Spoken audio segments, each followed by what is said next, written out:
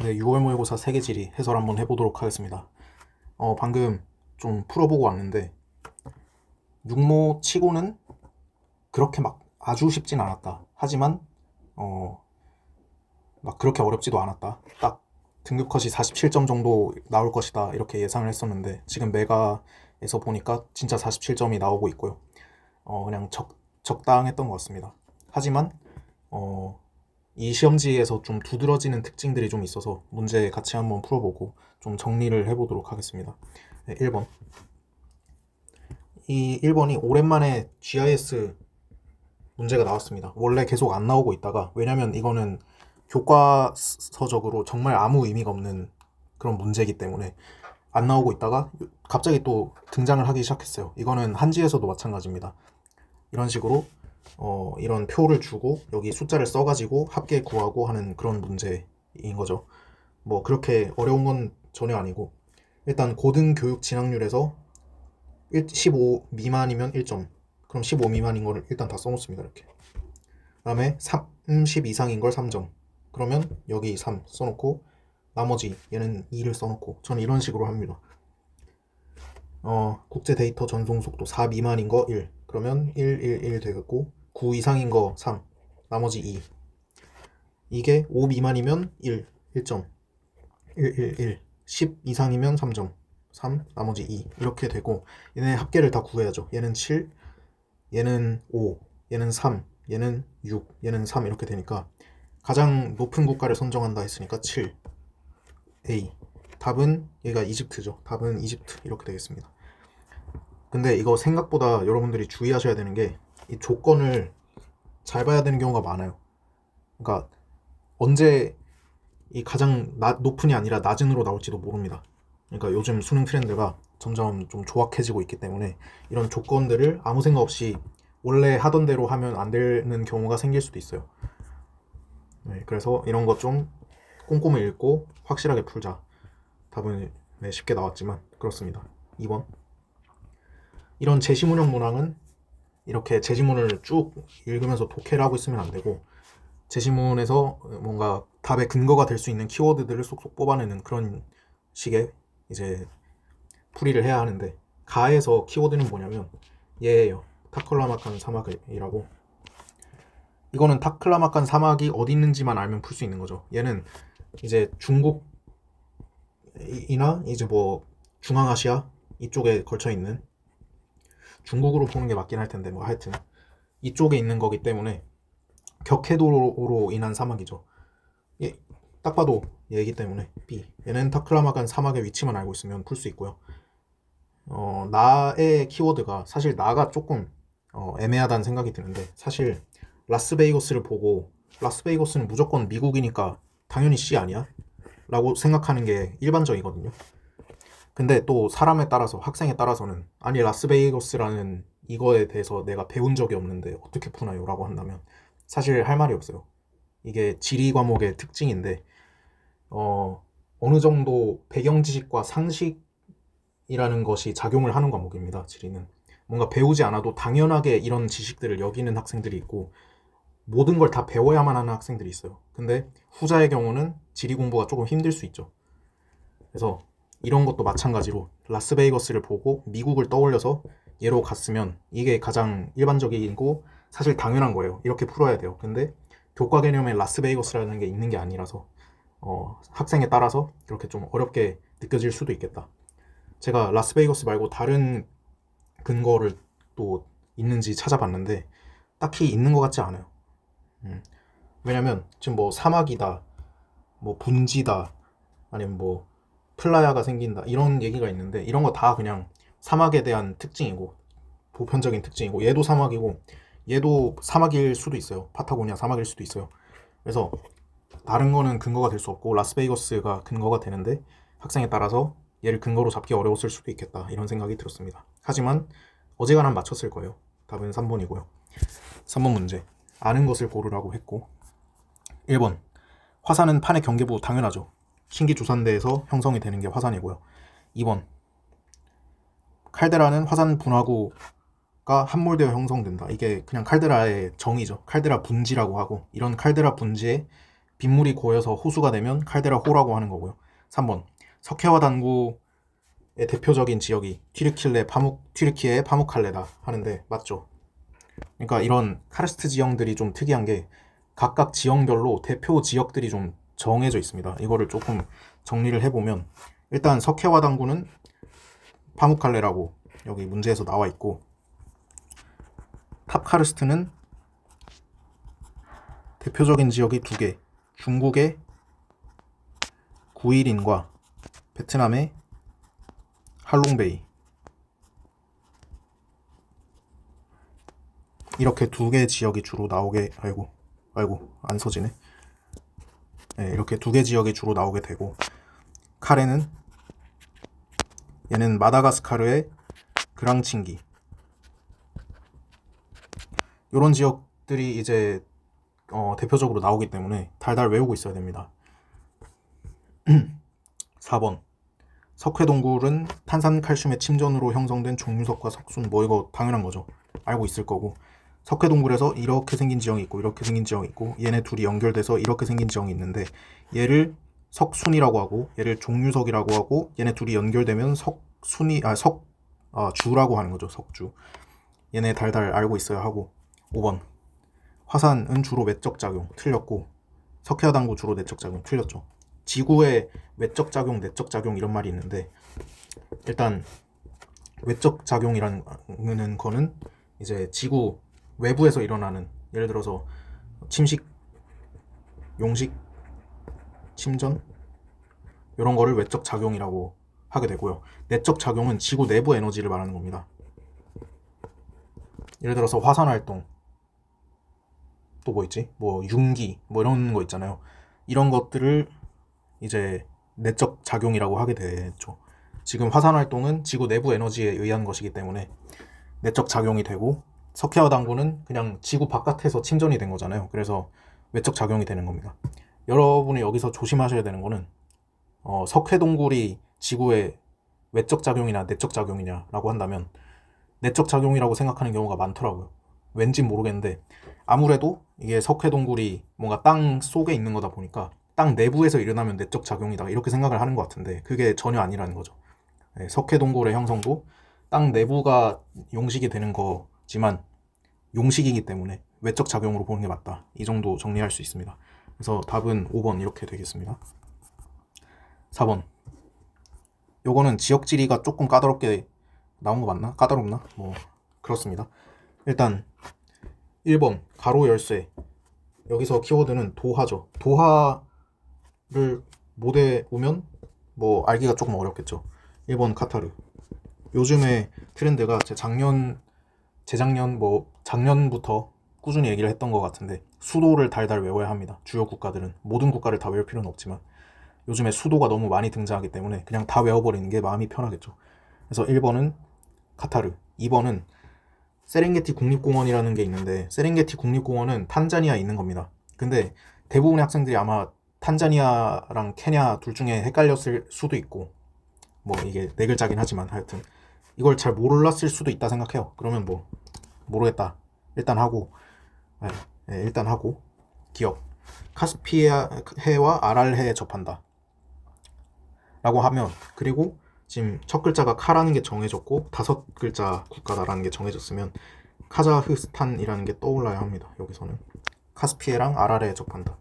이 지도에서 보면 여기 카스피해가 있고 아랄해가 이쯤 있어요. 이쯤에 이렇게 있는 국가가 카자흐스탄이란 말이에요. 그래서 이 정도는 바로 알아먹었어야 합니다. 카자흐스탄.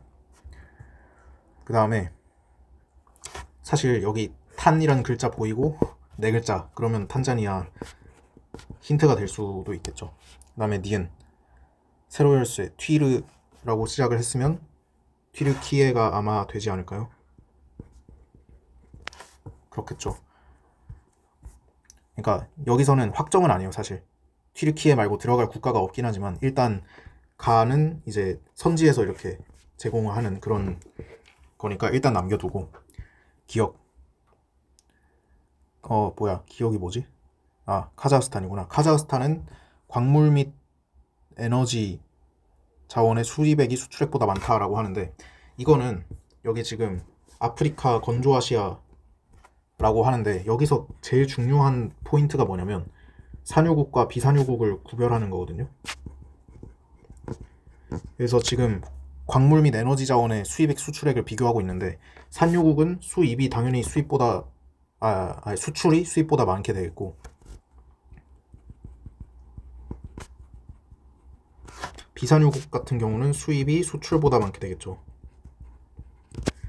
그러면은 이런 사하라 이북 아프리카와 건조 아시아에 있는 비산유국은 어디 있냐? 사실 대부분이 다 산유국이고, 비산유국을 외우고 나머지를 산유국으로 퉁치는 게 더 편하거든요. 그래서 비산유국을 좀 써보면 대표적으로 이집트가 있고요, 이스라엘, 그다음에 또 생각이 안 나네. 또 이제 아프리카의 조그만한 위에 달려 있는 나라들, 모로코, 그리고 튀니지, 이런 애들이 비산유국이고, 나머지는 다 산유국이라고 생각하면 편합니다. 근데 지금 카자흐스탄은 산유국이죠. 대표적인 산유국이기 때문에 수입액이 수출액보다 많다 하면 틀렸죠. 수출액이 수입액보다 많습니다. 니은. 니은이 튀니지. 아니지. 그렇네. 니은이 튀르키예를 결정을 해야 되네요. 튀르키예 말고 사실 될 게 없기 때문에 튀르키예 써주고, 튀르키예는 튀니지보다 국토 면적이 넓죠, 당연히. 튀니지는 그냥 아프리카 위쪽에 조그맣게 달려있는 그런 국가고, 튀르키예는 면적이 넓기 때문에 맞고요. 디귿. 카자흐스탄은 튀르키예보다 국내 총생산이 많다라고 하는데, 사실 어떤 학생들은 당연히 튀르키예가 많지라고 생각할 수 있고, 어떤 학생들은 이걸 어떻게 알아요? 라고 할 수 있어요. 이걸 당연히 튀르키예가 많지라고 하는 학생들은 아무래도 튀르키예가 인구가 많다는 사실을 알고 있을 거고, 그리고 경제 수준이 높다는 사실도 알고 있을 거예요. 그래서 당연하지라고 생각할 텐데, 그게 아니라면 뭐 모르겠다 해도 되고, 사실 바로 틀렸다라고 갈 수 있는 선지긴 하지만, 그러니까 이 선지의 판단 근거는 튀르키예가 인구가 많다, 그리고 경제 수준이 꽤 높다 라는 걸로 판단을 했겠죠. 왜냐, 인구 곱하기 경제 수준을 하면 이게 되니까. 경제 수준은 1인당 GDP로 판단을 하니까. 그죠? 1인당 GDP에 인구를 곱하면 그냥 GDP가 되잖아요. 인구분의 GDP가 1인당 GDP니까. 분모가 날아가니까. 이런 식으로 좀 논리적으로 생각을 해줄 수도 있고요. 여기서 한 가지 알면 좋은 지식은, 이 건조 문화권 있잖아요. 사하라 이북 아프리카랑 건조 아시아 합쳐서 건조 문화권이라고 부르는데, 건조 문화권 인구 수 빅3가 있습니다. 탑3는 아니에요. 그러니까 순위는 변동할 수 있는데, 가장 인구가 많은 세 개 지역이 튀르키예랑 이란, 그리고 이집트, 얘네가 인구가 가장 많습니다, 이 지역에서. 그래서 이 중에 튀르키예이기 때문에 인구가 많다, 이렇게 판단할 수 있는 거죠. 리을. 가가 뭐지? 수도는 앙카라이며, 튀르키예 수도 앙카라죠. 이스탄불 아니고. 중요한 거, 이스탄불이 아니라는 거. 이거 너무 지역적인 거 아닌가요? 라고 한다면 기출 공부를 안 한 거예요. 왜냐, 작년 평가원 시험지에 이 똑같은 게 나왔습니다. 튀르키예 수도가 이스탄불이냐 앙카라냐를 물은 게 나왔기 때문에 이거만큼은 알고 있었어야 해요. 아시아와 유럽을 잇는 국가, 이거 맨날 나오는 거잖아요. 점이지대 이러면서. 그래서 들어갈 수 있죠, 튀르키예이기 때문에. 답은 4번 이렇게 되겠고, 이런 것들 제가 개념적으로 설명한 것들 암기하시기 바라고. 그리고 이런 거 판단하는 거 어떻게 논리적으로 판단할 수 있느냐, 인구와 경제 수준을 곱하면 경제 규모가 되기 때문에 국내 총생산이죠, 그게.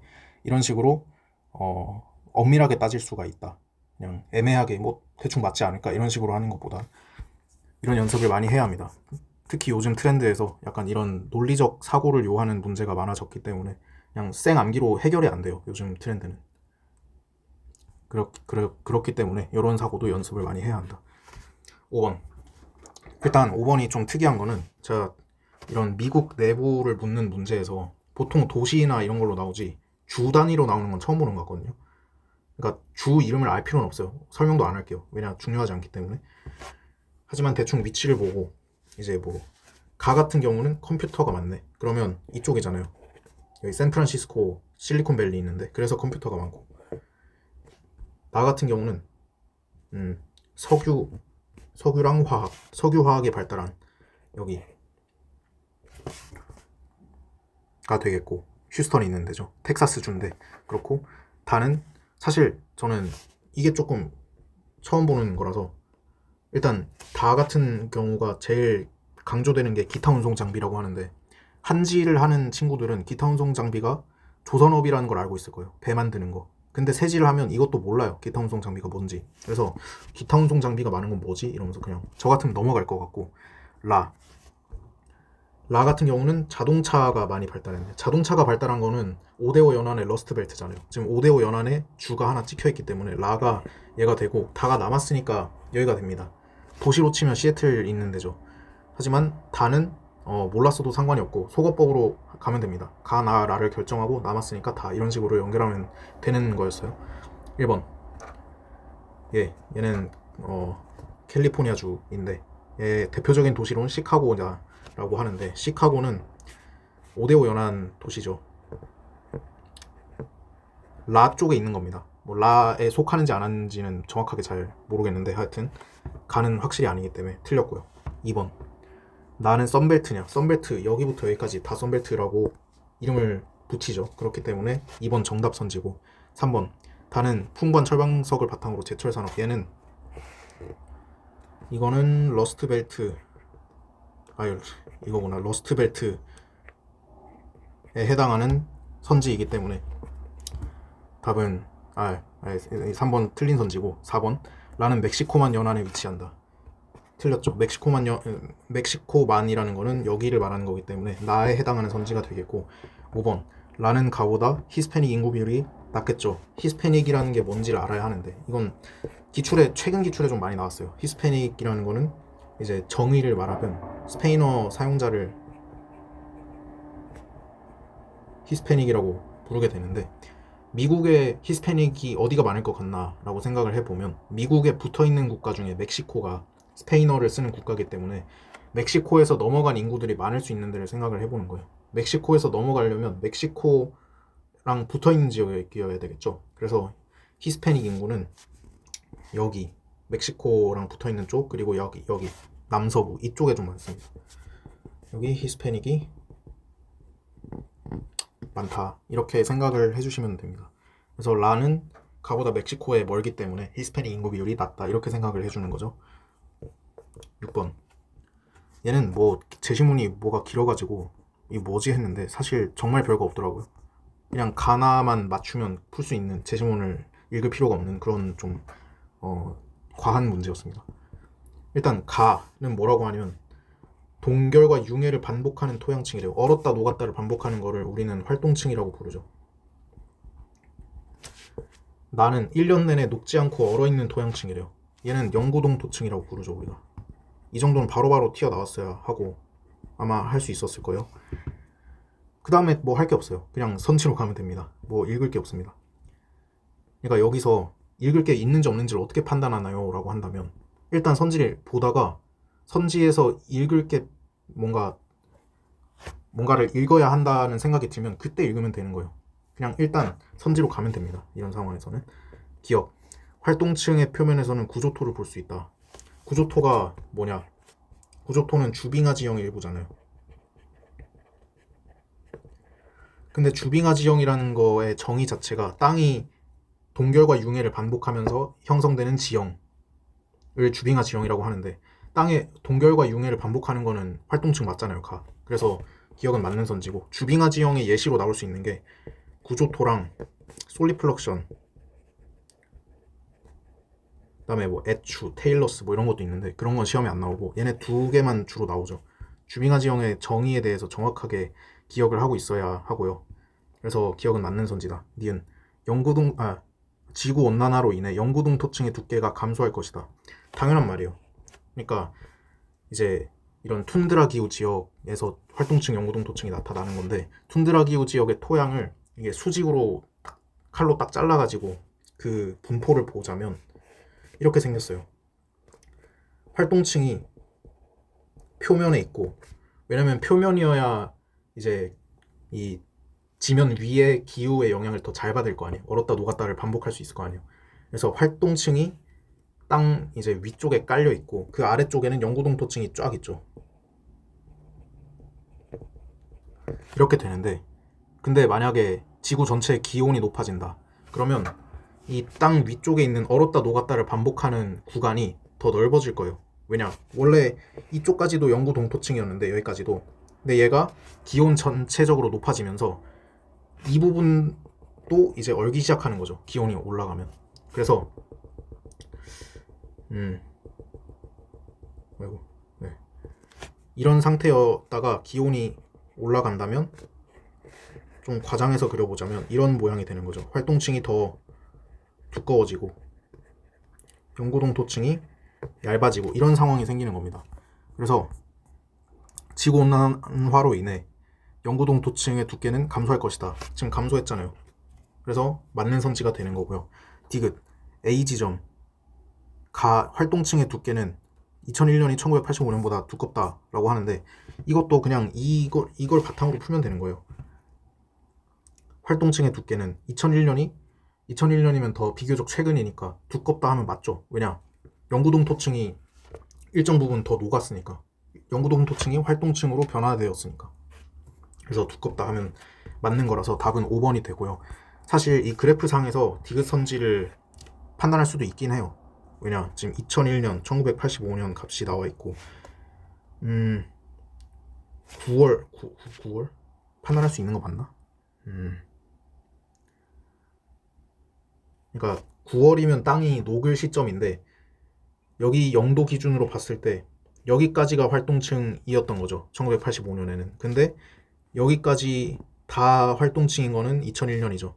이런 식으로 활동층이 더 깊어졌구나. 이런 식으로 판단할 수도 있긴 한데 정확하진 않고요. 사실 뭐 판단이 전혀 어렵지 않기 때문에 그냥 어떻게 풀었어도 상관이 없습니다. 답은 5번이었고요. 7번.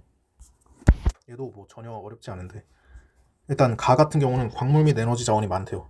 수출이죠, 수출. 수출이 많대요. 이런 것도 잘 봐야 합니다. 수출인지 수입인지 소비인지 뭐 이런 거 잘 봐야 합니다. 광물 및 에너지 자원의 수출이 높은 거는 이 세 국가 중에서 오스트레일리아죠. 만약에 인도네시아도 석탄 수출이 많지 않나요? 라고 한다면 둘 중에 일단 보류를 해놓으면 됩니다. 잘 생각한 거죠. 인도네시아도 실제로 많으니까. 나 같은 경우는 기계 운송 장비, 기계 수출이 많네요. 이 중에서 기계를 수출할 만큼 기술력이 좋고 한 나라는 일본밖에 없습니다. 일본도 우리나라처럼 공업으로 먹고 사는 나라예요. 수출 측면에 있어서는. 얘네 뭐 자동차 뭐 이런 거 되게 잘 만들기 때문에 일본도 수출 되게 많이 하죠. 그래서 나가 일본인 거는 갈 수 있고 다도 지금 광물 및 에너지 자원 많은 거 맞아요. 근데 농림축수산물도 비교적 많죠. 가에 비해서. 인도네시아랑 오스트레일리아 중에서 농림축수산물이 많을 수 있는 건 인도네시아입니다. 왜냐? 열대 우림 기후이기 때문에 그리고 개발도상국이기 때문에 상대적으로 1차 산업의 비율이 높다는 뜻이에요. 그래서 다가 농림축수산물이 높으니까 인도네시아, 가는 광물 및 에너지 자원만 많은 오스트레일리아 이렇게 되겠죠. 오스트레일리아는 선진국임에도 불구하고 이런 광물의 수출이 많은 거죠. 철광석이랑 석탄 수출이 굉장히 많죠. 한중일로 많이 하고 중국으로 수출이 가장 많고요. 1번 오스트레일리아의 최대 무역 상대국은 아까 말했던 건데 중국으로 가장 많이 합니다. 이거는 작년 평가원에 계속 나왔어요. 6월, 9월 수능 계속 나왔던 것 같아요. 그만큼 중요한 지식이기 때문에 몰랐다면 확실히 알아두시고요. 얘네를 한중일, 동아시아 국가들로 많이 수출을 하는데 이 중에서 가장 많이 하는 건 중국이다 라는 거죠. 그래서 답은 1번이고요. 2번 일본은 남반구가 아니죠. 3번 오스트레일리아는 일본보다 제조업 종사자 수가 많을 수가 없죠. 왜냐? 제조업 비율 자체도 일본이 더 높을 거고 호주에 무슨 제조업이 있어요. 근데 일본은 아까 말했지만 공업으로 먹고 사는 나라라고요. 그리고 인구 자체도 일본이 더 많습니다. 그러니까 이런 거 볼 때 여러분들이 항상 해야 하는 생각은 뭐냐면 그냥 대충 뭐 일본이 발달했으니까 더 많지 않을까, 이게 아니라 두 가지 요인을 고려를 해야 하는 거예요. 엄밀하게 하려면, 정말 엄밀하게 하려면 종사자 비율과 국가 내에서 얼마나 특화돼 있냐, 제조업이, 이것과 총 인구 수, 얘네를 곱하면 제조업 종사자 수가 되잖아요. 그래서 이 두 가지 비율을, 두 가지 지표를 같이 고려를 해주고 논리적으로 판단을 하는 연습이 돼야 됩니다. 이 선지는 그냥 판단이 돼요. 아주 쉬운 선지인데 근데 나중에 수능 가거나 하면 이렇게 안 하면 못 푸는 선지가 등장합니다. 작년 수능도 마찬가지였어요. 그래서 작년 수능에서 굉장히 많은 친구들이 깨졌는데 그 이유가 모든 걸 다 암기로 풀려고 해서 그래요. 이런 논리적 추론을 해보려는 연습조차 안 하고 시험장에 들어간 거죠. 그래서 이런 연습을 많이 해야 한다. 종사자 비율도 일본이 높다. 인구수도 일본이 높다. 그럼 얘네 둘을 곱한 제조업 종사자 수도 일본이 더 많을 것이다. 이런 식으로 논리적으로 엄밀하게 갈 수 있다는 거. 4번. 인도네시아는 오스트레일리아보다 1인당 국내 총생산. 자, 여기서 1인당이라는 말이 나오는 순간 얘는 경제 수준이랑 연결을 지어야 된다 했어요. 1인당 국내 총생산이 가장 많이 나오고 뭐 이런 것도 있습니다. 1인당 에너지 소비량, 1인당 육류 소비량 뭐 이런 거 있습니다. 근데 그냥 잘 사는 국가일수록 한 명이 뭘 하는 양 자체가 모든 게 거의 다 많아지겠죠, 어지간하면. 그래서 인도네시아는 호주보다 못 살기 때문에 많다 하면 틀리는 거고요. 5번. 인도네시아는 일본보다 3차 비율이 높다. 틀렸죠. 3차 산업 종사자 비율은 선진국일수록 높아지기 때문에. 이것도 경제 수준이랑 연결을 지어줘야 하는데 일본이 인도네시아보다 잘 살기 때문에 3차 비율이 높습니다. 8번. 얘는 뭐 너무 쉬워요. 제시문 그냥 키워드 좀 잡아주면 되고 여기 뭐 유량, 강수량 이러고 있으니까 물이랑 관련이 있는 거죠. 그러니까 당연히 수력이 될 것이고 나는 판의 경계부 그러면 지열 발전이겠죠. 지열 발전 판의 경계에서만 되잖아요. 신기조산대에서만. 거기만 지열이 나타나기 때문에. 그 다음에 다는 바람이래요. 그럼 뭐 풍력이지. 굉장히 숨겨주지 않았죠. 그냥 대놓고 주고 있죠. 라는 일사량이 많다. 일사량이면 당연히 태양광이겠죠. 너무 쉽습니다. 1번. 아이슬란드는 수력이 태양광보다 많다라고 하는데 맞죠? 왜냐? 아이슬란드라는 국가는 신재생 에너지에서 수력이랑 지열 두 개만 나타나는 국가다 이런 식으로 배웁니다. 사실 다른 학생들 보면 이 중에서 뭐가 더 많다까지 외우고 있는데 그건 위험합니다. 그렇게 하지 마세요. 그렇게 하다가 틀립니다. 왜냐? 연도별로 통계가 바뀔 수 있고 그리고 각 에너지의 발전량, 뭐 생산량 이런 거를 산정하는 기준에 있어서도 차이가 있을 수 있습니다. 자료마다. 그래서 어떤 자료를 보면 지열이 더 높고 어떤 자료를 보면 수력이 더 높고 그래요. 그래서 제발 그런 식으로 하지 마세요. 누가 그런 식으로 가르치는지는 잘 모르겠는데 사실 알고 있습니다. 하지만 그렇게 하지 마세요. 그래서 답은 1번이 되고 2번. 지열은 태양광보다 기상조건의 영향을 적게 받죠. 왜냐? 태양광은 기상조건의 영향을 받죠. 구름이 생기면 태양광 못할 거 아니에요. 비가 내리면. 근데 지열은 비가 오든 눈이 오든 뭐 홍수가 내리든 그냥 땅의 내부 에너지로 하기 때문에 기상조건이랑 관련이 없죠. 3번. 노르웨이는 풍력이 수력보다 많다라고 하는데 노르웨이 관련해서도 알고 있어야 하는 게 이건 신재생 에너지뿐만 아니라 모든 1차 에너지 다 포함해서 1차 에너지 중에서 수력이 1등이라는 거 너무 중요합니다. 그래서 답이 될 수가 없고 4번. 지열과 풍력 1위 국가는 모두 중국이다라고 하는데 틀렸죠. 신재생 에너지 1위 국가는 다 외우고 있어야 하는데 중국 아니면 미국이다. 근데 미국이 1등인 건 지열밖에 없고 나머지는 다 중국이 1등이라는 거죠. 수력, 풍력, 태양광 나머지 다 중국이 1등이고 미국만 지열이 1등이다 라는 거. 그래서 틀렸고 5번. 전 세계 신재생 에너지 발전량을 이거 외우고 있어야 하나요? 라고 한다면 그건 아니에요. 근데 수력이 1등인 건 외우고 있어야 해요. 근데 수력이 지금 2등으로 나와 있으니까 틀렸죠. 이걸 좀 전 세계 신재생 에너지 발전량 순위를 얘기를 하자면 일단 수력 1등인 거는 필수 암기고 나머지는 일단 지열이 꼴찌다. 그리고 풍력이랑 태양광은 순위가 연도 따라 변동합니다. 그러니까 여러분들이 지리 공부를 할 때 세지든 한지든 다 마찬가지인데 통계를 암기를 하는 경우에 모든 순위를 다 외워버리면 좋지 않나요? 그러면서 다 외워버려요. 근데 그러면 정말 위험합니다. 순위를 외우는 거는 어떤 경우냐면 일단 1위 국가는 무조건 외워야 하고요. 시험에서 물으니까. 그 다음에 나머지 순위는 어느 범위까지 외워야 하나요? 라고 한다면 지리는 사실 순위 암기가 그렇게 중요한 과목은 아닙니다. 왜냐? 국가별로 있냐 없냐를 따지는 게 더 중요하고 이게 국가 안에서 몇 등이냐 국가별로 몇 등이냐 이게 그다지 중요하지 않다는 거예요. 지리가 암기 과목이지만 암기 사항을 토대로 논리적인 추론이 들어가야 하는 과목이에요. 모든 걸 다 외워서 풀 수 없어요. 그렇기 때문에 이런 식으로 연도별로 변동할 수 있는 값의 차이가 적게 나는 지역의 순위를 외워버리면 오히려 틀릴 가능성이 커진다는 겁니다. 왜냐? 시험에 어떤 연도에 자료가 출제될지 몰라요. 그래서 외우는 순위대로 그냥 아무 생각 없이 연결하다 보면 틀리는 경우가 생겨요. 그렇기 때문에 순위가 물론 산정은 되겠지만 값의 차이가 작은 지역들끼리는 그냥 공동으로 처리를 해버리는 게 좋다는 거죠. 지리 통계 암기를 할 때는. 너무 중요한 얘기를 했습니다, 방금. 지리 공부에서 가장 이제 핵심이 되는 그런 얘기를 했고요. 9번. 얘는 뭐 너무 쉽습니다. 일단 기후 문제가 나왔을 때 지도상의 지역의 기후를 찍어줬다 라고 한다면 바로 기후형을 써놓고 시작을 해야죠. A 같은 경우는 지금 적도보단 위쪽에 있고 사하라 사막보단 아래쪽이기 때문에 열대 사바나로 봐야 하고요. 그 다음에 B는 사실 국경선이 안 나와 있어서 얘가 몽골인지 뭐 러시아인지 모를 수 있어요. 그렇기 때문에 몽골이라면 스텝이겠죠. 울란바토르면. 만약에 몽골보다 살짝 위쪽에 러시아다 라고 한다면 냉대 습윤이 되겠죠. 냉대 동계 건조가 되겠죠. 이 두 가지 가능성을 모두 열어놓는 겁니다. 둘 중에 뭘지 지금 잘 모르겠기 때문에.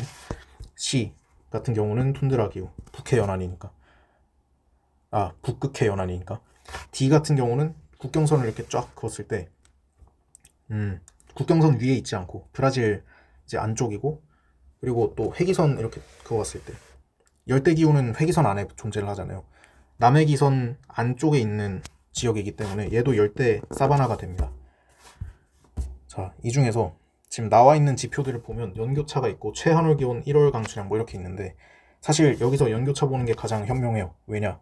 연교차가 정말 적은 거 2개, 정말 높은 거 2개 이렇게 있기 때문에 지도상에서도 딱 보이죠. 적도에 가까울수록 연교차는 작아지는 경향이 있기 때문에 연교차가 거의 0에 수렴하는 지역 2개, 연교차가 되게 큰 거 2개 이렇게 나뉘기 때문에 다랑 라가 A랑 D 중에 하나가 되고요. 가랑 나가 B랑 C 중에 하나가 됩니다. 이런 상황에서 사실 다랑 라를 먼저 해볼게요. 왜냐? 다랑 라는 어떤 차이가 있냐? 얘는 북반구 사바나고 D는 남반구 사바나이기 때문에 북반구 사바나는 7월 수변이 되겠고 남반구 사바나는 1월 수변이 되겠죠. 근데 지금 1월 강수량이라는 지표가 등장했기 때문에 1월 강수량이 많은 거 한 개, 적은 거 한 개. 그럼 1월 강수량이 많은 라가 남반구 사바나가 되겠다. 1월 강수량이 적은 다가 북반구 사바나가 되겠다. 이렇게 가면 됩니다. 그 다음에 가랑 나는 사실 연교차가 가장 큰 거 얘를 이렇게 가도 됩니다. 근데 이런 반문이 들어오겠죠. 아니, 연교차는 위도가 높아질수록 커지는 거 아닌가요? 얘가 더 위도가 높지 않나요? 라고 한다면 충분히 뭐 그럴 수 있어요. 사실이니까. 근데 연교차는 위도의 영향만을 받는 게 아닙니다. 위도와 수력분포를 따져야 합니다.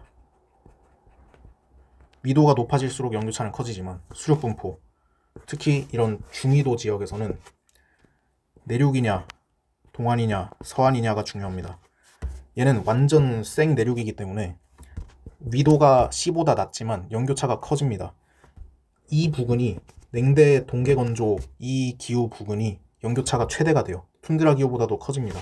이거는 일단 알고 있어야 하고요. 이걸 몰랐다고 하더라도 이 2개를 연교차로 구분을 못하겠다고 하더라도 여러분들이 연교차와 최하늘 기온이라는 두 지표를 보는 순간 했어야 되는 생각이 있어요. 뭐냐? 연교차라는 건 최나놀 빼기 최하늘인 거잖아요. 그죠? 근데 지금 연교차와 최하늘 기온이 나와 있다. 그러면 나머지 얘를 구할 수 있는 거예요. 최나놀 기온은 연교차 플러스 최하늘로 구할 수 있는 겁니다. 이런 생각이 자유자재로 들어야 해요. 왜냐? 이런 식의 사고가 쉬운 사고는 아니지만 기출에 너무 많이 나오는 사고예요. 그래서 기출 학습을 했다면 이 정도는 튀어나와야 합니다. 여기서 어떤 정보를 알 수 있냐? 가의 최나놀 기온은 약 20도가 되고요. 나의 최하늘 기온은 5도가 됩니다. 근데 최나놀 기온이 5도라는 거 10도 미만이죠. 최나놀 기온이 10도 미만이면 얘는 한대기후가 되죠. 그래서 이 중에 지금 한대기후 아닌 거 하나, 한대기후인 거 하나이기 때문에 한대기후인 얘가 나가 되겠구나. 최나놀 기온을 얘네 계산해가지고 구하고 10도 미만이기 때문에 얘가 한대기후고 가는 아니니까 B가 되겠다. 이렇게 연결하면 되는 거죠. 일단 이것도 알았어야 하고 이것도 알았어. 이런 생각도 해봤어야 하고 이런 사고를 정말 열심히 연습해야 됩니다. 요즘 트렌드를 보면 단순 암기로 해결할 수 있는 문제가 안 나옵니다. 이런 식으로 머리를 굴려야 하는 문제가 많이 나오고 있어요. 전 바람직한 방향이라고 생각하고 그래서 가나다라는 BCAD가 되겠네요. 답은 2번 이렇게 되겠습니다. 10번 얘도 뭐 사실 어렵지 않습니다. 제가 바로 직전 영상에서도 말을 했던 건데 5월 해설에서도 안 정해져 있는 거가 있고 정해져 있는 게 있어요. 그럼 당연히 이걸 먼저 봐야 합니다. 정해져 있는 걸. 여러분들이 아무 생각 없이 이거 뭐지 퍼즐인가 이런 식으로 생각을 하는 게 아니라 오세아니아는 정해져 있으니 일단 이걸 1순위로 본다. 오세아니아에서 강조되는 가축이 양인 건 누구나 알고 있잖아요. 건조하기 때문에. 그래서 1등은 양입니다. 오세아니아에서 B랑 A까지 할 수 있나요? 라고 한다면 암기를 하고 있으면 할 수 있죠. 근데 굳이 암기를 하고 있지 않아도 풀 수 있습니다. 왜냐? 지금 가랑 나는 아메리카, 아시아 중에 하나라고 하는데 가는 양이 1등이고요. 나는 양이 아닌 게 1등입니다. 근데 아메리카 1등이 소인 거는 알고 있잖아요. 그래서 가는 양이 1등인데 아메리카가 될 수 없겠구나 이런 생각이 드는 거죠. 그래서 가는 아시아. 사실 아시아 1등이 뭔지 전 암기를 못하고 있었는데요 라고 한다면 정상이에요. 이걸 외우는 게 더 이상한 거예요. 왜냐? 아시아는 소, 돼지 양이 물론 차이가 있죠. 순위를 매길 수 있죠. 근데 그냥 1대 1대 1이라고 단순화해서 외우는 게 편해요. 세 가축이 값이 거의 비슷합니다. 이 중에서 양이 1등인 건 맞지만 그 2등과 그 차이가 너무 작기 때문에 연도별로 언제 변동할지 모르는 통계요. 아까도 말했지만 연도별로 언제 변동할지 모르는 통계는 암기하는 게 아닙니다. 이런 식으로 단순화해서 그냥 다 많다 이렇게 외우는 게 좋은 거예요. 다른 지표로 풀어야 하는 거죠. 문제를 풀 때는. 외워놓으면 오히려 틀린다는 거죠. 그렇고 그 다음에 나는 남았으니까 아메리카가 되겠죠. 아메리카에서 1등인 거 아까 소라 했으니까 B는 소가 되고 A는 남았으니까 돼지 이렇게 가면 됩니다. 별로 어렵지 않아요. 1번 아프리카는 돼지가 소보다 많냐라고 하는데 틀렸죠. 아프리카의 가축 특징을 말하자면 아프리카는 돼지가 없다라고 외우는 게 좋아요. 그러니까 아시아는 1대 1대 1 오세아니아는 양, 아메리카는 소, 유럽은 돼지, 그리고 아프리카는 돼지가 없다 이렇게 외우는 거죠. 그럼 아프리카는 양과 소 중에 뭐가 많나요? 이것도 외우는 게 아니라는 거죠. 그냥 둘 다 많고 돼지가 없다는 게 특징이다 라는 겁니다. 2번 양은 돼지보다 육류 생산량이 적죠. 육류 생산량도 순위를 외워야 하는데 가축별 육류 생산량은 그냥 한국인이 가장 많이 먹는 순위를 생각하면 돼요. 이 세 개 중에선 돼지를 가장 많이 먹겠죠. 아무래도. 그 다음에 소를 그 다음으로 많이 먹을 거고 양은 사실 1년에 몇 번 먹을까 말까잖아요. 양꼬치집을 막 맨날 가는 것도 아니고 그렇기 때문에 돼지고기 맨날 먹죠 거의. 그냥 한국인이 많이 먹는 순위다 이렇게 생각하면 됩니다.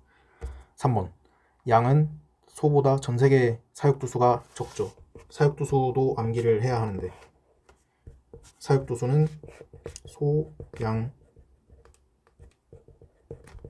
돼지 순입니다. 이거 외우는 방법은 그냥 사육두수 초성을 따서 외우면 된다 이렇게 얘기를 했었고요.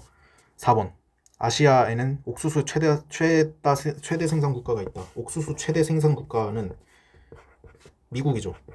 그래서 틀렸습니다. 일단 밀의 최대 생산 국가는 중국이고요. 쌀의 최대 생산 국가는 중국과 인도가 공동 1등입니다. 원래 중국 1등이었는데 인도가 치고 올라와서 공동 1등이고 옥수수의 최대 생산 국가는 미국이죠. 5번 아메리카 수출량 1위 국가가 있냐? 아메리카에 사실 모든 곡물을 다 합쳐서 순수출량 1등 국가가 어디냐 이거를 외우고 있는 학생이 전 없을 거라고 봐요. 이게 좀 생소한 선지예요. 하지만 나머지 선지가 다 틀렸기 때문에 답 5번 할 수 있고 답이 5번이라면 아무래도 얘가 미국이지 않을까요? 일단 생산량 자체도 되게 많고 그리고 생산량에 비해서 수요가 그렇게 많은 것도 아니고 중국은 생산량이 정말 많지만 그 많은 생산량을 자기네 나라에서 다 소비를 해버리기 때문에 수입량이 오히려 더 많아지죠. 중국은. 그런 나라들은. 근데 미국은 선진국이고 신대륙이기 때문에 충분히 곡물 순수출량 1위라는 게 납득이 되죠. 암기를 하고 있었어야 한다 이 말이 아니라, 그죠? 소거법으로 풀었을 때 납득이 되는 부분이다 이렇게 얘기를 합니다. 11번 얘는 사실 이거랑, 그러니까 세계 도시 순위가 높은 거 3개가 있고 낮은 거 1개가 있다라는 것과 수리적 위치 이 두 가지로 풀었어야 하죠. 지금 가나다라 중에서 뉴욕, 런던, 로스앤젤레스, 파리가 있는데 일단 이렇게 세계 도시 순위가 낮을 수 있는 건 로스앤젤레스겠죠. 사실 교과서상으로 최상위 세계 도시 이제 3등까지를 뉴욕, 런던, 도쿄라고 배우는데 이 통계에서는 지금 도쿄가 4등이고 3등이 하나 새로 생긴 거잖아요. 근데 이게 로스앤젤레스이진 않을 거 아니에요. 그리고 어떤 교과서에서는 파리까지 4개를 최상위 세계 도시로 보기도 합니다. 왜냐하면 실제로 요즘 통계가 그렇기 때문에. 그래서 일단 다는 3등 파리가 된다 뭐 이렇게 해도 되고, 사실 얘네 셋은 뉴욕, 런던, 파리 얘네 셋은 수리적 위치로 보는 게 맞다라는 거죠. 일단 경도를 저 같으면 먼저 볼 것 같아요. 경도가 지금 0에 근접한 거 2개가 있고 0에 완전 멀리 떨어져 있는 게 하나가 있어요. 근데 경도 0도는 본초 자오선은 영국을 지나가기 때문에 런던이랑 파리가 그 근처가 되겠죠. 뉴욕은 멀리 떨어져 있겠죠. 그래서 경도가 일단 74가 나타나는 가가 뉴욕이 되겠다.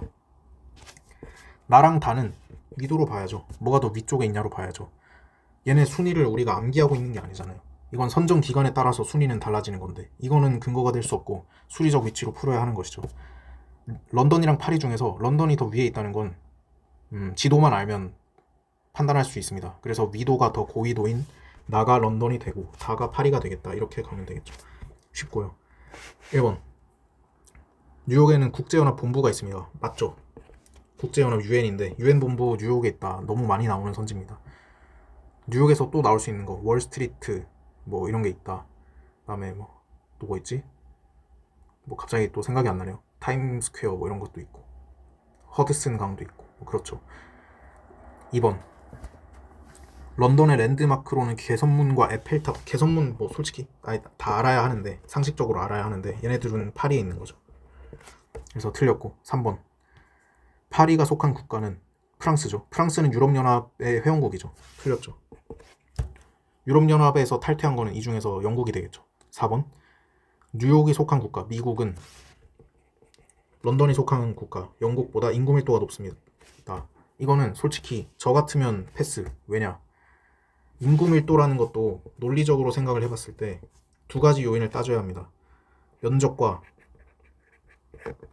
인구 곱하기 100, 면적분의 인구 곱하기 100이 인구 밀도이기 때문에 면적이라는 지표와 인구라는 지표 2개를 따져줘야 해요. 정말 엄밀하게 풀려면. 근데 일단 미국이 인구도 더 많고 면적도 더 넓어요. 만약에 인구는 더 높은 게 있고 면적은 더 낮은 게 있다. 그러면 무조건 그 지역이 더 인구 밀도가 높아지는 거잖아요. 근데 지금 미국 같은 경우는 인구도 더 많고 면적도 더 넓어요. 그러면 이게 더 인구가 더 많은 비율보다 면적이 더 많은 비율이 큰지 작은지를 알 수가 없어요. 정확하게 따지자면. 그래서 이거는 저 같으면 패스. 인구를 정확하게 외우고 있는 것도 아니고 인구 면적을 정확하게 외우고 있는 것도 아니기 때문에 그래서 이거는 정말 엄밀하게 하자면 판단을 보류하는 게 맞다. 5번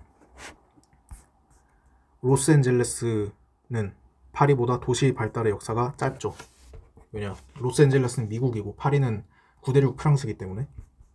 12번 얘는 뭐 너무 쉽습니다. 가의 키워드는 습지라는 게 있고 습지를 보호하기 위한 협약은 람사르 협약이죠. 유해 폐기물 국가 간 이동을 막기 위한 협약은 바젤 협약이 되고요. 평균 기온 1.5도 상승 뭐 이러고 있으니까 얘는 지구온난화 협정이면 교토 아니면 파리죠. 근데 최근이니까 파리가 되겠네요. 교토는 옛날 거고. 그래서 람사르, 바젤, 파리가 되기 때문에 답은 1번 이렇게 되겠습니다. 13번 얘는 일단 가나다를 맞춰야 하는 것 같아요. 잉카 제국의 수도였던 가에 쿠스코 잉카 제국 수도 얘네 보는 순간 그냥 페루를 떠올려야 하고요. 그러니까 페루의 수도는 리마고요. 페루의 옛날 수도, 그러니까 잉카 제국의 수도는 쿠스코고요. 쿠스코는 열대 고산 기후고요. 리마는 사막 기후고요. 그 해안에 있는 거. 이쪽에 찍히면 얘가 리마가 돼요. 해안에 있는 거, 사막 기후. 아타카마 사막의 일부죠. 쿠스코는 열대 고산 기후가 되고. 그리고 만약에 페루 위쪽, 안쪽에 이렇게 찍혔다. 얘는 이키토스라고 해서 지명은 몰라도 되는데 열대 우림 기후가 됩니다. 페루의 이 세 지역 기후는 정확하게 알고 있는 게 편해요. 하여튼 쿠스코가 있기 때문에 가는 페루. 나의 키워드는 보고타죠. 보고타는 콜롬비아의 수도입니다. 그러니까 얘는 못 외우면 못 푼다는 거예요. 그렇기 때문에 수도를 암기하자.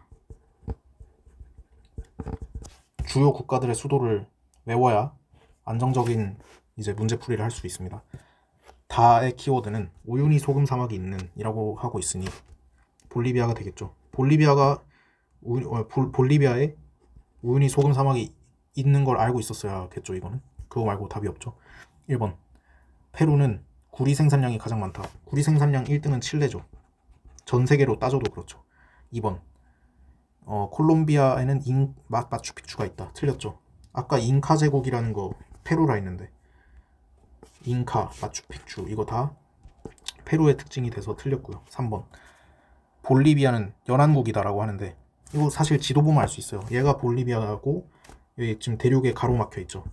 다른 국가들에. 그래서 연안국이면 틀렸고 이거는 솔직히 지도 없이도 풀 수 있어야 합니다. 이거 저번에도 얘기를 했던 것 같은데 남미에서 내륙국인 거가 딱 2개밖에 없거든요. 남미 내륙국은 볼리비아랑 파라과이 딱 2개밖에 없습니다. 얘를 암기해 주시기 바랍니다. 그러니까 국경을 접하냐 안 접하냐, 바다와 접하냐 안 접하냐, 뭐 어떤 바다와 접하냐, 뭐 이런 것들, 강이 지나가냐 안 지나가느냐 이런 것들을 내고 있기 때문에 이런 것들 좀 그러니까 헷갈릴 만한 거를 좀 스스로 정리를 해서 공부하면 좋습니다. 이런 것도 기억을 하시고 4번 콜롬비아의 수도 보고타죠. 보고타는 열대 고산기후라는 거 알고 있죠. 콜롬비아니까. 왜냐? 그렇고 페루의 수도 아까 말했죠. 리마. 이게 좀 지역적일 수 있다 생각해요. 근데 수도는 암기를 하라고 했죠. 그러면 풀 수 있습니다. 페루의 수도는 리마고 리마는 이제 해안에 있습니다. 사막 기후예요.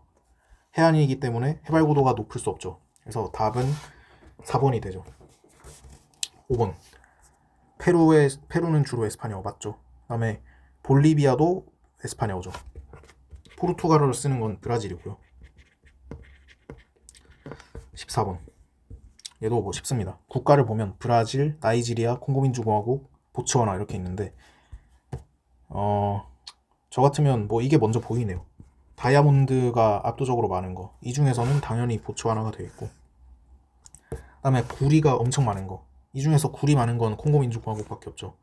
왜냐? 콩고민주공화국 코퍼벨트이기 때문에. 코퍼벨트라는 거 콩고민주공화국이랑 잠비아랑 두 국가를 묶어서 말하는 거고 여기서는 이 코퍼라는 거 자체가 코퍼는 구리잖아요. 구리 많고 그 다음에 코발트, 콜탄 이런 것도 많습니다. 다 알고 있는 게 편해요. 그래서 구리가 많으니까 다가 콩고민주공화국 이렇게 하면 되고 그 다음에 가랑 철광석이 많은 게 보이네요. 세지에서 철광석이 많다라고 배우는 거는 브라질이랑 호주 이렇게 2개가 단 것 같아요. 제가 생각했을 땐. 그래서 철광석이 이렇게 강조될 수 있는 건 이 중에서 브라질밖에 없다. 가가 브라질. 그 다음에 나는 석유가 거의 100%죠. 아프리카 최대 산유국이 어디죠? 네, 여기 나이지리아이기 때문에 나는 나이지리아. 석유가 많기 때문에 1번 나이지리아는 남아메리카가 아니죠. 2번 브라질은 나이지리아보다 이슬람교 신자 비율이 낮겠죠. 왜냐? 브라질은 크리스트교 거의 100%일 거고 단순화하는 거예요. 단순화. 나는 크리스트교 반반, 크리스트교 반, 이슬람교 반 이런 분포가 나타나기 때문에 얘가 더 높죠. 그리고 여기서도 제발 한 3번째 말하는 것 같은데 이 크리스트교와 이슬람교 둘 중에 뭐가 더 맞냐를 외우지 마세요, 제발. 그런 식으로 풀면 재수합니다. 왜냐? 원래는 이슬람교가 더 많았다고 아마 그 배우는 사람들도 있을 거예요. 왜냐면 실제로 살짝 더 많았거든요. 한 2% 정도 더 많았거든요. 근데 가장 최근 통계를 보면 크리스트교가 앞질렀습니다. 그러니까 실제로 이런 일이 발생한다는 거예요. 이렇게 값 차이가 적은 것끼리 순위를 외우고 앉아 있으면 틀린다는 거예요. 그리고 실제로 그렇게 틀린 경우가 발생했습니다. 크리스트교가 앞지른 통계가 업데이트가 됐기 때문에. 그러니까 제발 이런 건 외우지 말고 그냥 크리스트교 이슬람 반반이다로 끝내세요. 암기를. 다른 지표로 푸세요. 문제는. 그러니까 이런 것 중에 뭐가 더 많다를 외우게 시키면 혹하거든요, 학생들은. 근데 그런 거에 속아 넘어가지 마세요. 진짜로. 지금 말하다 보니까 흥분해서 죄송한데, 그러니까 이런 식으로 가르치는 강사가 있잖아요. 제가 별로 안 좋아하는 강사가 있는데 그런 식으로 하면 진짜 큰일 납니다. 본질이 아니에요, 그거는. 3번. 다는 가보다 초인구가 적죠. 브라질은 인구가 4등에서 9등 사이다 이렇게 외우고, 콩고 민주공화국 인구 얼마다 이렇게 외운 적 없으니까. 4번. 라는 다보다 1인당 국내 총생산, 아까도 말했지만 1인당이라는 얘기가 나오면 경제 수준을 말하는 것이고, 아프리카에서 거의 가장 잘 사는 나라인 거죠, 보츠와나가. 아프리카에서 1인당 국내 총생산이 좀 높은 나라는 보츠와나랑 남아공 이 정도가 있습니다. 그 중에선 보츠와나가 더 높고요. 그래서 답은 4번. 5번. 나와 라는 적도가 국토를 지난다. 이것도 그려보면 되죠. 적도 이거 지도가 나와 있으니까. 다만 지나가네요. 나랑 라 둘 다 안 지나가네요. 그래서 답은 4번. 15번. 얘도 사실 굉장히 쉬운데, 사실 오른쪽 자료 없어도 풀 수 있어야 합니다. 약간 보조 자료처럼 쓰면 돼요, 오른쪽 자료는. 일단 왼쪽에서 총인구라는 게 나와 있잖아요. 이 중에서 3억 넘는 거, 2억 넘는 거, 얘네들은 인구를 어느 정도 암기를 하고 있잖아요. 인구가 3억이 넘으면 국가별 인구 순위에서 4등 안에 들어갑니다. 그러니까 이 중에서 그럴 만한 게 미국밖에 없어요. 인구 순위가 인도, 중국, 미국, 인도네시아 이렇게 되는데, 이 중에서 3억이 넘는 건 미국이고요. 그래서 가가 미국. 그 다음에 2억이 넘는 거, 이 중에서 나이지리아죠. 국가별 인구 순위를 그냥 한 번 더 쓰겠습니다. 인도, 중국, 미국, 인도네시아까지는 달달 외우시고, 그 다음에 1, 2, 3, 4등 외우시고, 5등부터 9등은 연도별로 순위가 변동합니다. 그래서 순위를 외우는 게 아니에요. 이 지역의 이 순위에 5등부터 9등 사이에 어떤 국가들이 있는지를 외우는 겁니다. 어떤 애들이 있냐? 파키스탄, 방글라데시, 그다음에 생각이 안 나네. 브라질, 나이지리아, 러시아 이런 애들이 들어가고요. 그 다음에 10등 공동 10등 정도 하는 애들이 일본, 멕시코, 에티오피아 이 정도가 있습니다. 1등 인도는 14억, 중국도 비슷해요. 대충 14억 정도로 보면 되고, 미국이 한 3억 5천이에요. 4억 정도로 보세요. 그냥 인도네시아가 3억 정도로 보시고, 얘네 5등에서 9등 사이 정도 하는 애들이 2억 정도 되는 애들이고, 10위권 되는 애들이 1억 정도 하는 애들입니다. 그래서 이것도 달달 외우고 있어야 하고요. 이거 보면 뭐 바로 연결할 수 있겠죠.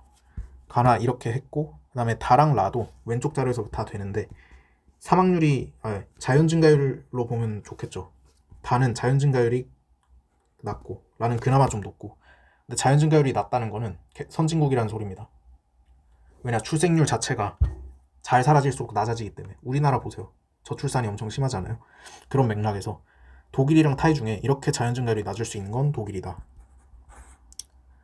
라는 타이다, 이렇게 가면 되고, 오른쪽 자료에서도 이렇게 유소년이 많을 수 있는 거, 나가 나이지리아, 그 다음에 이렇게 노년이 많을 수 있는 거, 얘가 독일이다, 이런 식으로 보조적으로 볼 수도 있고요. 기억. 미국은 나이지리아보다 중위연령이 높다 라고 하는데, 중위연령은 경제 수준에 비례하죠. 미국이 나이지리아보다 잘 사니까 중위연령이 높아지죠. 니은. 다는 라보다 총부양비가 높다. 얘는 그래프 해석이에요. 그러니까 암기해서 푸는 게 아닙니다. 왜냐, 총부양비라는 거 공식을 떠올려 보자면 청장년 분의 유소년 플러스 노년인데, 곱하기 100인데 그렇기 때문에 청장년에 반비례한다는 거예요. 청장년이 분모에 있고 그 다음에 100에서 청장년을 빼면 유소년 플러스 노년이잖아요. 얘는 또 청장년에 반비례하죠. 그렇기 때문에 청장년이 커질수록 총부양비는 낮아진다는 겁니다. 그래서 총부양비 비율을 여기서 주고 있죠. 청장년 비율을. 그래서 다는 라보다 청장년 비율이 낮기 때문에 총부양비는 높아진다 이렇게 봐야 하는 거죠. 니은도 맞는 선지고 디귿. 미국은 타이보다 출생률이 높다라고 하는데 이거 굉장히 많이 틀렸을 거라 생각해요. 사실 이 선지를 보고 이제 일반적인 그런 지식으로 좀 풀어보면 출생률은 개도국이 높아지잖아요. 그래서 타이가 당연히 높겠지 이러고 틀렸다 하고 3번 이렇게 한 학생들이 굉장히 많았을 거라 생각합니다. 엄청난 함정선지요. 문제풀이 습관이 제대로 잡혀있지 않으면 무조건 틀립니다. 이것 때문에 아마 등급이 많이 갈렸을 것 같다 이런 생각이 드는데 이거 어떻게 판단해야 하냐면 그러니까 선지 판단 시에 굉장히 중요한 얘기를 하겠습니다.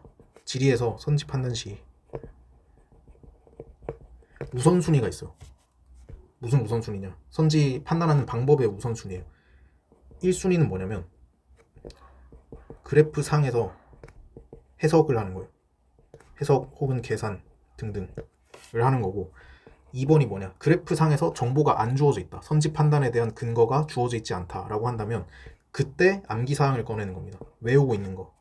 외우고 있는 대로 푸는 거. 그 다음에 암기도 안 돼 있고 그래프에서도 안 돼, 그 해석이 안 된다라고 한다면 추론을 해야죠. 이렇기 때문에 이렇지 않을까 이렇게 하는 거죠. 그러니까 1번은 맞출 수 있는 확률이 100%가 되고요. 그죠? 그냥 여기서 정보가 나와 있으니까 그대로 읽으면 되는 거잖아요. 2번 암기랑 추론부터는 이제 순위가 내려갈수록 이 정답 이 선지를 옳게 판단할 확률도 점점 내려가게 되겠죠. 그렇기 때문에 항상 그래프 해석이 가능한 선지는 그래프 해석으로 해석을 해야 한다는 거예요. 지금 디귿이 왜 그래프 해석이 가능하냐라고 한다면 두 가지 지표를 주고 있죠. 자료에서 자연증가율과 사망률 두 가지 지표를 주고 있는데 이 자연증가율이라는 건 어떻게 산정하는 거냐면 출생률 빼기 사망률로 산정을 하는 거예요. 그죠? 자연증가율을 출생률 빼기 사망률로 산정을 한다면 아까 연교차랑 최한월 기온도 비슷하게 했었잖아요. 그러면 이 중에서 자연증가율, 사망률이 나와 있기 때문에 출생률 지표를 구할 수가 있다는 거예요. 여기서 두 국가의 출생률을 묻고 있는데 출생률 값을 숫자로 정확하게 구체적으로 구할 수가 있네. 그럼 당연히 이렇게 해야죠. 외워서 푸는 것보다 먼저 이게 떠올랐어야 하죠. 얘를 사망률 마이너스 사망률을 이항을 하면 출생률은 자연 증가율 플러스 사망률이 되는데 얘랑 얘를 더하면 출생률이 된다는 뜻이에요. 그리고 미국의 자연 증가율 플러스 사망률을 하면 10.7이 나오고 타이, 라 이걸 더하면 8.3이 되죠. 그죠? 얘가 더 높죠. 출생률이 놀랍게도 미국이 더 높습니다. 답은 5번. 그러니까 이 선지를 딱 보자마자 얘네 둘 더하면 되겠네 를 떠올렸으면 맞추는 거고요. 당연히 태국이 더 못 사니까 더 높은 거 아니야? 라고 생각을 했으면 틀렸겠죠. 굉장히 많이 틀렸을 거라 생각하고 굉장히 좋은 교훈을 주는 문제라 생각합니다. 이 마인드가 너무 중요해요. 선지 판단할 때 그래프 해석이 되는 선지 같은 경우는 무조건 이걸로 해야 돼요. 그래야 틀릴 확률을 줄이죠. 이런 선지도 그걸 노린 거예요. 대놓고 노린 거예요. 그래서 이런 연습도 제발 많이 하시기 바랍니다. 너무 중요합니다. 16번. 얘는 뭐 쉽죠? 맨날 나오는 거. 보는 순간 얘는 베트남 보면 되고 그 다음에 이것도 알아야죠. 커피 생산량 관련 얘기가 나오는데 전국 순위 3등까지 외우는 게 좋아요. 브라질 1등, 베트남 2등 잠깐만 인도네시아 3등 이렇게 되죠. 그래서 1등, 2등, 3등까지는 외우는 게 좋다. 인도네시아까지. 그 다음에 두 번째 제시문이 막 그렇게 쉽지 않아요. 근데 여기서 가장 그 결정적인 키워드는 세계에서 차 생산량이 가장 많은 국가라는 거죠. 세계 차 생산량 순위를 보자면 중국, 인도, 케냐, 스리랑카 등등등 순위가 나타나요. 이건 4등까지 외우는 게 좋아요. 왜냐, 케냐, 스리랑카 이 두 국가가 좀 특이한 국가들이기 때문에 다른 순위에서 잘 안 등장하잖아요. 그렇기 때문에 이거는 4등까지 외우는 게 좋다. 그 다음에 중국이 1등이기 때문에 나는 중국이 되고요. 다른 근거를 보자면 일단 참화고도가 중국에 있다는 거 알면 이걸로 보고 해도 됩니다. 근데 아는 학생 많지 않았을 것 같고, 그 다음에 티베트 이런 얘기가 있는데 정말 논리적으로 보면 티베트는 근거가 될 수 없어요. 왜냐, 이 국가의 남서부 지방과 티베트를 연결했다고 하기 때문에 이 국가의 티베트라는 얘기를 한 적은 없어요. 그러니까 티베트는 딱히 사실 근거가 될 수는 없고, 엄밀하게 따지면 그렇습니다. 차 생산량이 제일 많기 때문에 나는 중국이다, 이렇게 가는 게 좋고요. 그 다음에 얘는 나시고랭 보는 순간 인도네시아를 떠올렸어야죠. 1번 베트남에는 앙코르와트가 있다. 앙코르와트는 딱 보는 순간 얘는 캄보디아에 있다 나와야 하고, 2번 인도네시아에는 불교 비율이 가장 높은 게 아니라 이슬람교가 가장 높고요. 3번 인도네시아는 중국보다 쌀 생산량이 적죠. 왜냐, 아까도 말했지만 쌀 생산량 1등 국가는 중국과 인도가 공동 1등이기 때문에 제가 이런 통계를 외울 때 다른 순위는 안 외우라고, 외우지 말라고, 안 외워도 된다라고 하는데 1등은 무조건 외워야 된다라고 계속 얘기를 하거든요. 왜냐, 1등에 대한 거는 정확하게 선지에서 항상 물어보기 때문에 그래요. 그래서 쌀 생산량 1등이 중국, 인도 공동 1등이다, 이 정도는 해야 합니다. 4번 베트남과 중국은 국경을 접하냐? 맞죠. 그러니까 인도, 차이나, 반도 5개국 이거 또 써먹는데 미, 태, 라, 감, 배 이렇게 해가지고 이렇게 표를 그려서 제가 암기를 시켰거든요. 얘네 국경선 외울 때. 그리고 이 위에 중국이 달려있죠. 베트남 중국과 접합니다. 이렇게 풀면 되고요. 5번 가나다 중 국토 면적이 제일 넓은 거는 중국이겠죠, 뭐 이 중에서는. 그래서 베트남이면 틀렸다, 이렇게 하면 되겠습니다. 17번 얘는 뭐 너무 쉬운데, 1번 A에는 판이 갈라지며 형성된 지구대가 있다. 일단 옳지 않은 것 고르는 것이고, 얘는 동아프리카 지구대가 있는 쪽입니다. 그래서 맞는 선지고, 2번 얘는 히말라야가 있는 쪽이죠. 알프스 히말라야 조산대에 속하죠, 히말라야니까. 3번 B에서 꼭 산지 히말라야네, D에서 꼭 산지, 얘는 이쪽에 있는 거면 그레이트 디바이딩이잖아요. 히말라야 산맥은 신기 조산대고 그레이트 디바이딩 산맥은 고기 조산대이기 때문에 신기 조산대의 화산 활동이 당연히 활발합니다.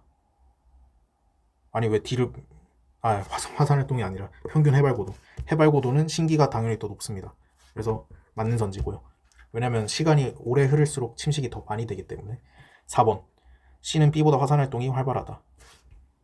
이거는 알프스 히말라야 조산대냐 환태평양 조산대냐 를 구분시키는 선지인데, 알프스 히말라야 조산대는 대륙판끼리의 충돌이기 때문에 화산 활동이 적고요. 환태평양 조산대는 대륙판과 해양판의 충돌이기 때문에 화산 활동이 많습니다. B는 알프스 히말라야 조산대라서 화산 활동이 적고요. C는 여기 환태평양 조산대 일부이기 때문에 화산 활동이 활발하죠. 맞는 선지고. 5번 ABCD는 모두 불의 고리냐라고 하는데, 불의 고리는 환태평양 조산대입니다. 같은 말이고요.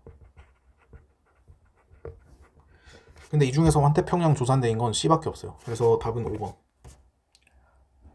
D는 아닌가요? 라고 한다면 좀 안타까운 거죠. 왜냐, D는 고기 조산대인데 환태평양 조산대는 신기 조산대인데 아예 범주가 다른데, 그죠? 위치가 비슷하다고 대충 맞다 이렇게 하면 안 되는 겁니다. 18번 저는 이게 막 그렇게 쉽게 느껴지지 않았어요. 학생들에 따라서 어떻게 풀었는지는 잘 모르겠지만 일단 A식이 기온, B식이 기온으로 나왔어요. 그렇기 때문에 A가 B보다 높은 거, B가 A보다 높은 거, 이런 식으로 분류를 해주는 게 좋아요. 왜냐, 남반구는 1월이 7월보다 높아지고 북반구는 7월이 1월보다 높아지는 건 당연하기 때문에. 그리고 지금 두 개 이렇게 나왔네요. 그래서 저 같으면 이렇게 선을 딱 그어가지고 이 선 위에 있는 점들은 A가 B보다 기온이 높은 지역들이고, 이 선 아래에 있는 지역들은 B가 A보다 기온이 높은 지역들이죠. 왜냐, 이 선 자체가 지금 Y는 X선을 그어놓은 거니까, 같은 값을 그어놓은 거니까 그렇게 되는 거고. 그럼 우리가 일단 알 수 있는 정보는 다랑 라가 같은 반구에 있고 가랑 나가 같은 반구에 있다 정도예요. 이 정도는 할 수 있어요. 그 다음에 이 중에서 어떻게 이제 가나랑 다라를 연결을 하냐라고 한다면 그게 그렇게 쉽게 느껴지진 않았거든요, 저한테는.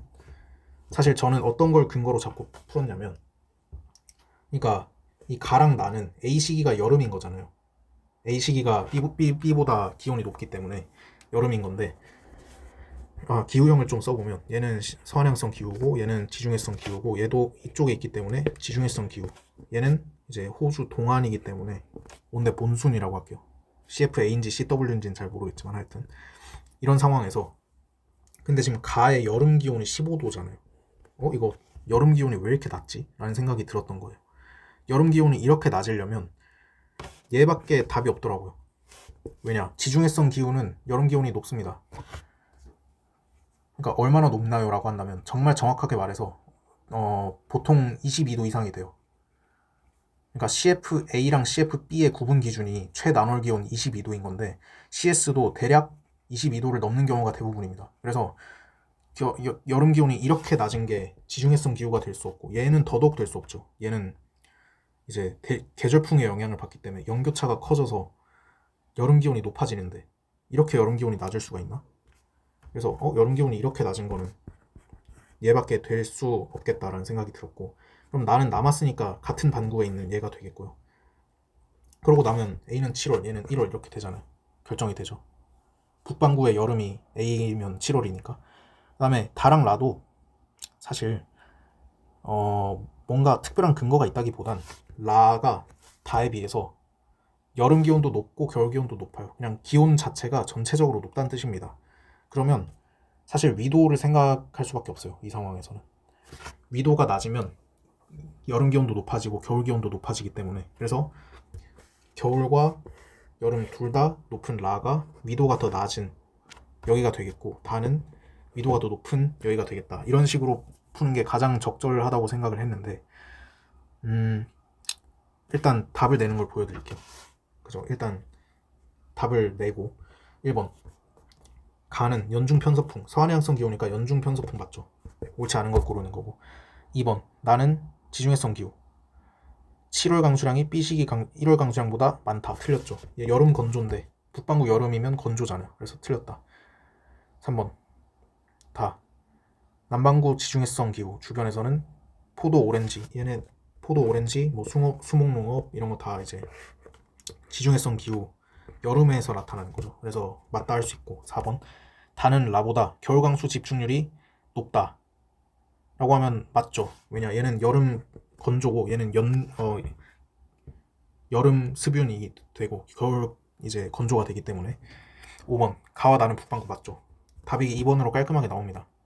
근데 만약에 여러분들이 뭔가 잘못 판단을 해서 이 두 개 반구를 바꿔 생각할 수도 있다고 생각하거든요, 충분히. 왜냐면 이런 숫자에 대한 감각이 없다면 조금 어려울 수도 있지 않을까 생각이 들어서 한번 그렇게 가정을 하고 한번 풀어볼게요. 얘가 1월, 얘가 7월로 생각을 했다.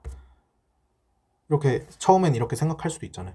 그래서 만약에 1월이라고 치면 가랑 나가 남반구 두 개가 되죠. 그러면 이 중에서 여름 기온이 더 높은 게 얘가 될 거고, 같은 메커니즘으로 이렇게 판단이 될 거고, 얘도 마찬가지로 얘가 위도가 더 낮은 지역이 라가 될 거기 때문에 얘가 라, 얘가 다 이렇게 되겠죠.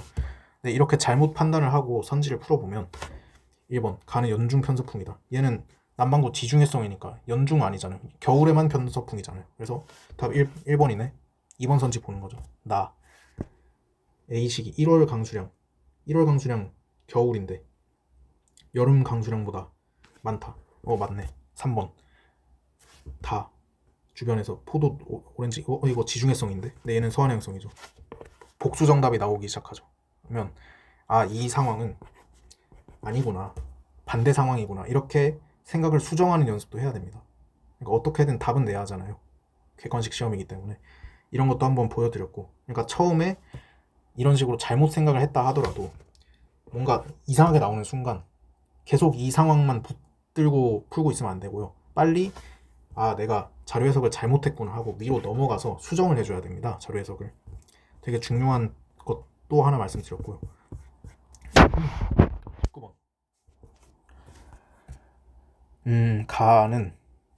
가의 키워드는 다양한 신을 믿는다.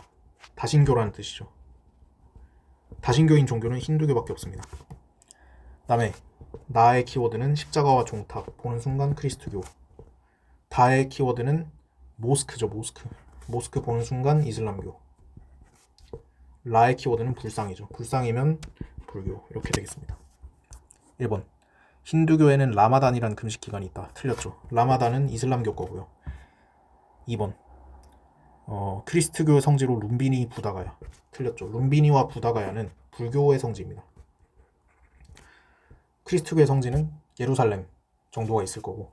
3번 이슬람교의 기원지는 남부아시아가 아니라 서남아시아가 되겠죠. 힌두교와 불교는 남부아시아, 인도니까. 그 다음에 이슬람교와 크리스트교는 서남아시아 이렇게 되겠습니다. 4번 불교의 전세계 신자수, 이건 전세계 신자수 순위를 외워야 하는 건데 크이힌불이라고 외우죠. 불교가 크리스트교보다 적기 때문에 틀렸네요. 5번 기원 시기도 불교랑 힌두교는 구분이 되지 않고 그 다음에 크리스트교, 그 다음에 이슬람교 이렇게 되는데 라가 불교는 이슬람교보다 기원 시기가 이르다 하면 맞네요. 이르네요. 답 5번. 되게 쉬운 문제고요. 20번 얘도 키워드를 잡아야 합니다. 제시문형 문학이기 때문에. 여기서 키워드는 라인강이라는 게 딱 보여요. 그러면 라인강이 어떻게 지나가는지를 알아야 되는 거죠. 라인강은 스위스 발원을 해서 독일, 프랑스를 거쳐서 네덜란드로 갑니다. 그러니까 대략 그려보자면 이런 식으로 간다는 거예요. 근데 지금 이 라인강이란 예의가 나올 수 있는 지역이 A랑 C랑 D가 되겠냐고요. 안 되겠죠. 그래서 당연히 얘가 되겠죠. 라인강이 지나가는 쪽이니까. 그래서 라인강 보고 B 이렇게 가면 되고. 나 키워드는 핀란드죠. 그냥 핀란드가 지도상에 어디 있는지만 알면 풀 수 있는 거죠. 예, 핀란드는 여기이기 때문에 D가 되겠네요. 굉장히 쉬운 문제. B랑 D 답 4번 이렇게 되겠고. 사실 다 이제 해설을 해봤는데 까다롭지 않습니다. 어렵지 않은데 근데 살짝 뭔가 약간 멈칫할 수 있는 문제 18번 정도가 있다고 생각을 하고, 그 다음에 15번 아마 디귿선지 때문에 많이들 날라갔을 거다. 문제를 많이 안 풀어보고 문제풀이 습관이 제대로 잡혀있지 않았다면 많이들 틀렸을 거다라는 생각이 들고, 아마 15번 때문에 1컷이 47이 되지 않았나 싶습니다. 이것도 되게 쉽게 나왔다면 1컷이 48이나 50이었을 거라고 생각을 하고요. 제가 이제 다 풀어보고 좀 분석을 해본 결과 어떤 특징이 있었냐, 평가원이니까 정말 분석을 꼼꼼히 해야 되거든요. 그래서 제가 이번에도 설명을 되게 열심히 했고, 이런 개념 설명 외에도 약간 이런 문제풀이 기술에 대해서도 설명을 좀 많이 했는데, 이번에 평가원이기 때문에 정말 그냥 문제를 이 문제에서 다루고 있는 모든 요소를 다 자기 것으로 만든다는 생각으로 해야 합니다. 작년 평가원 시험에서 나왔던 지식들이 수능에 같이 등장한 것들이 너무 많았어요. 올해도 그럴 가능성이 높고요. 그렇기 때문에 열심히 해야 합니다. 6월 모의고사 특징을 좀 보자면 지역지리가 강화됐다는 거예요. 지역지리 내용 어렵게 묻고 있는 게 굉장히 많습니다. 일단 이런 거 4번 문제, 이런 수도, 카타르 수도가 도하냐 어렵죠. 카스피해 아랄에 동시에 접하냐 이거 어렵죠. 세렝게티 국립공원 어렵습니다. 그리고 수도가 앙카라냐 이런 것도 어려워요. 그래서 이런 지역지리 관련 내용이 좀 어렵게 등장하고 있다. 또 뭐 있죠? 이런 것도 되게 까다로운 거예요. 쿠스코랑 리마를 구별시키는 거죠. 이런 것도 되게 까다로운 거고, 그렇기 때문에 지역지리 연습을 열심히 해야죠. 어느 국가에 어디에 뭐가 있고 이런 거 나오는 족족 달달 외워야 하고, 그 다음에 특히 수도 암기에 집중해 주시기 바랍니다. 그냥 주요 국가의 수도다 싶은 건 다 외워버리는 게 좋고요. 특히 이제 수도와 수위도시가 다른 나라들은 또 따로 외워주는 게 좋아요. 네, 그렇고, 그 다음에 두 번째 생각은 뭐냐면 그래프가 쉬워요. 그래프와 논리적인 이제 뭔가 추론을 하는 그런 자료 형식들이 많이 감소했다. 이거는 사실 작년부터 있었던 경향인데 그렇기 때문에 지역지리 열심히 하시고 하지만 선지에서는 논리적 추론을 해야 하는 경우가 많아졌다. 이거는 작년 수능부터 그런 것 같아요. 작년 수능에 선지에서 논리적 추론을 많이 시켰더니 그냥 단순 생 암기로만 풀 수 없는 선지를 계속 냈더니 애들이 다 날아갔기 때문에 앞으로도 이렇게 낼 경우가 많습니다. 변별력을 확보하기 위한 좋은 장치인 거예요. 평가원 입장에서는.